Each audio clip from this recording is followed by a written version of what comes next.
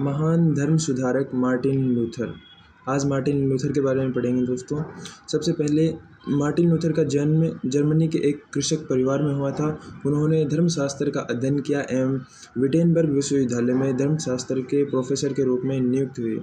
1512 में उन्होंने रोम की यात्रा की और चर्च को देखा तो चर्च की जीवन शैली और विलासिता से प्रभावित होकर उनकी धर्म से आस्था ही टूट गई और उनके मन में विद्रोह की एक चिंगारी 1517 में पोप लियो दसम के एक प्राधिकृत अधिकारी जिसका नाम टेटजल था, वो विटेनबर्ग आया और इंडल्जेंस की बिक्री के लिए, इंडल्जेंस क्षमा प्रदान पत्र होते हैं जिनको पैसों में बेचा जा रहा था, तो उसका विरोध किया लूथर ने। और लूथर ने 95 थीसिस का लैटिन भाषा में लिखा और 95 थीसिस को चर्च के बाहर, विटेनबर्ग की जो चर्च थी उसके बाहर चिपका दिया।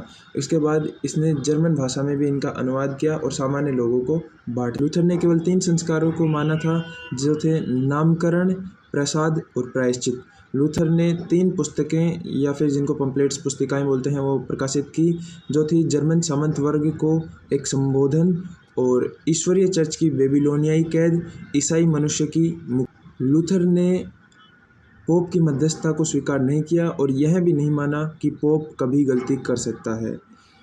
इसके अलावा लूथर ने कहा कि यदि ईसाई मनुष्य दिल से प्रायश्चित कर ले तो ईश्वर उसे पहले ही क्षमा कर देता है।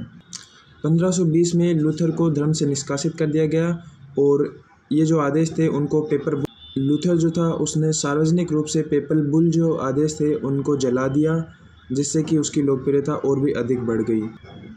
1525 में जर्मनी के जो किसान थे उन्होंने भी आंदोलन यानी कि विद्रोह कर दिया, परंतु एक रीजन था जिसकी वजह से लूथर ने किसानों की सहायता न करके राजाओं की सहायता की, क्योंकि लूथर को राजाओं का समर्थन की आवश्यकता थी। केवल किसानों के समर्थन से वो धर्म सुधार नहीं कर पाता, इसलिए उसने राजाओं का समर्थन किया।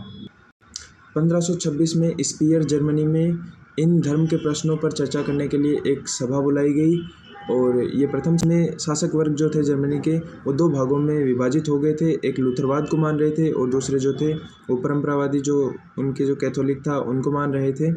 और इसके बाद 1529 में दूसरी धर्म सभा बुलाई गई स्पीयर में ही, जब लूथर के खिलाफ बहुत से प्रस्ताव पारित किए गए, परंतु लूथर के जो समर्थक थे उन्होंने इन प्रस्तावों को पारित नहीं होने दिया और इनका विरोध किया। और माना जाता है कि इसी दिन से प्रोटेस्टेंट धर्म की शुरुआत हुई थी और ये जो दिन था वो माना जाता है 19 अप्रैल 1529 को प्रोटेस्टेंट धर्म। और बाद में इसकी वजह से जर्मनी में गहरा युद्ध छिड़ गया था, जो कि 1555 में आंक्सबर्ग की संधि के द्वारा समाप्त हुआ। आंक्सबर्ग संधि, इसकी प्रमुख शर्तें क्या थी? प्रत्येक शासक को अपना और अपनी जनता का धर्म चुनने की स्वतंत्रता दे दी गई। 1552 से पहले प्रोटेस्टेंटों ने चर्च की जो भी संपत्ति को हथिया लिया था उसको अब मान्यता दे दी गई। लूथरवाद को मान लिया गया, अपना ली गई और कैथोलिक बाहुल्य वाले जो क्षेत्र थे वहाँ पे लूथरवादियों को मतलब धर्म परिवर्तन करने के लिए मजबूर नहीं किया जाएगा। और धार्मिक आरक्षण के विधान के अनुसार जो भी कैथोलिक जिन्होंने प्रोटेस्टेंट धर्म स्वीकार कर लिया है वो अपने पद त्याग देंगे, यानी कि उनको अपने पद। इस संधि की भी कुछ कमियां थी, जिनमें से पहली कमी थी कि केवल लूथरवाद को ही मान्यता दी गई, अन्य को मान्यता नहीं दी गई। दूसरी कि सामान्य जनता को अपने धर्म स्वीकार करने का मतलब अपना धर्म चुनने का राइट नहीं था, बल्कि राजा जो धर्म चुनेगा वही उन पर अध्यारोपित हो जाएगा। तीसरा कि 1618 में पुनः जर्मनी गृह युद्ध की ओर धकेला गया और 1648 में ये वेस्टफैलिया की संधि द्वारा समाप्त। के बाद मार्टिन लूथर की भी कुछ कमियां मानी जाती हैं। पहली कि राजतंत्रात्मक शासन व्यवस्था का समर्थक था।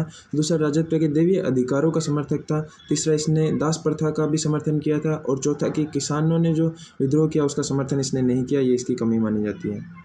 इस प्रकार मार्टिन लूथर जो है वो कंप्लीट हुआ। तो बाय।